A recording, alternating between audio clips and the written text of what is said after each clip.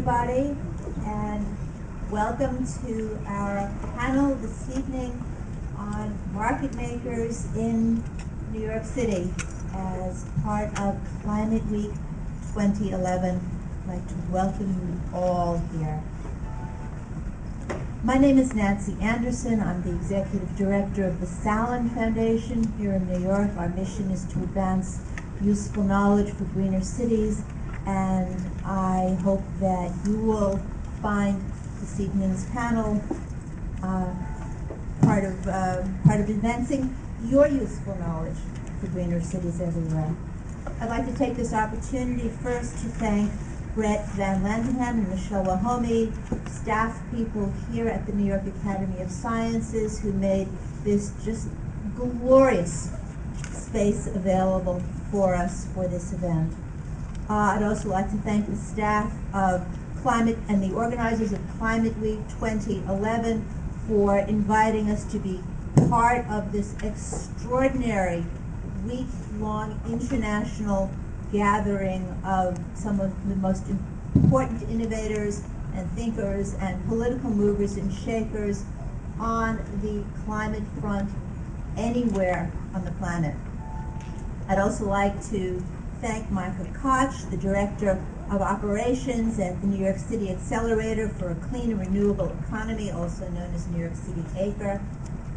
Micah is my co-conspirator and co-sponsor for this evening's Market Makers event, and we'll also, I'd like you to know, be putting on a second event in this series, which will be held in New York City on November 15th, so we'll let you know more about that as we get closer to the date.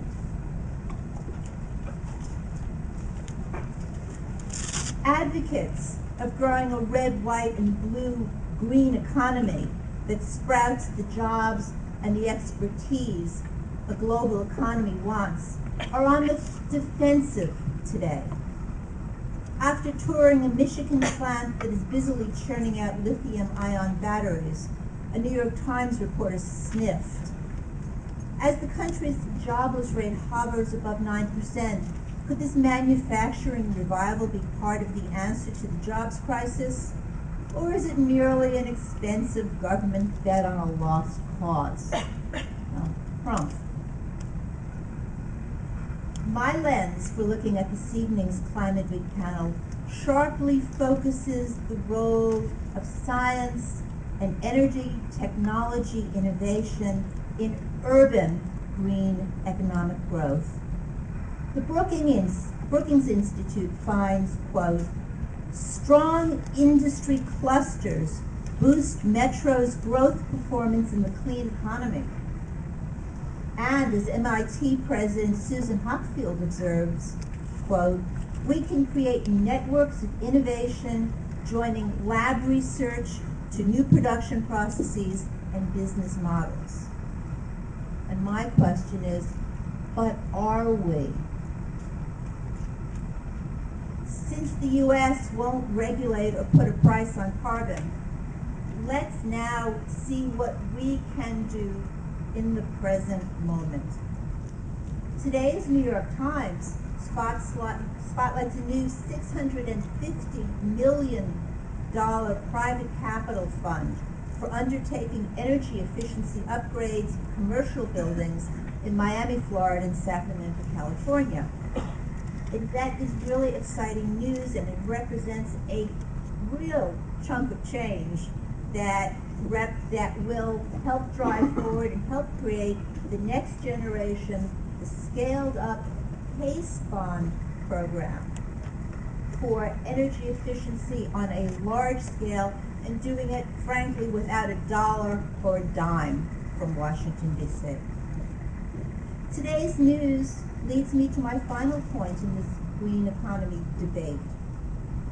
I posit that by adopting green science and energy-saving technology innovations, that big economic assets like urban energy-efficient buildings and electric power systems will gain value, gain operational resilience, and market share. Through my lens, I see an ecological multiplier effect on the urban economy that green lights real good. But don't take my word for it. Tonight, our market makers come equipped with interrelated case studies that evidence the impact of energy tech innovation and utility expertise incubated in New York City and our sister city, Philadelphia. They are proof positive of how to do it right. So I'd like to, again, thank you all for being here and turn the evening over to this evening's moderator, David Biello, who is the Associate Editor for Environment and Energy, Scientific American magazine.